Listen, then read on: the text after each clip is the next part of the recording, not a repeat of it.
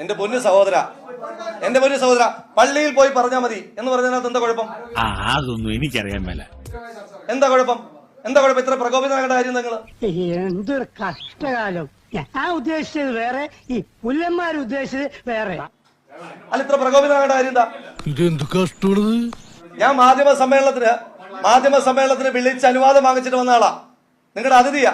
നിങ്ങളുടെ വായിരിക്കുന്ന കേൾക്കാൻ വന്ന ആളല്ല. പറയുന്നു അങ്ങോട്ട് കേട്ടാ മതി, ഇങ്ങോട്ടൊന്നും പറയണ്ട. ഇയാളെന്ന് റേഡിയോ ഒന്നും അങ്ങോട്ട് പറയാൻ പറ്റത്തില്ല, പറയുന്നല്ല ഇങ്ങോട്ട് കേട്ടോളാം. ഞാൻ മോശമായി പറഞ്ഞ വാക്ക് പറ. ഞാൻ പറഞ്ഞ അൺപാർലമെന്ററി ആയിട്ടുള്ള വാക്കുകൾ പറ. നിങ്ങളോട് ചെറ്റത്തരം കാണിക്കരുതെന്ന് ഞാൻ പറഞ്ഞു, പിണറായി വിജയൻ പറഞ്ഞതുപോലെ. ഞാൻ എന്ത് ചെയ്തു? താനാണ് ഇതിനൊക്കത്തിനും കാരണം.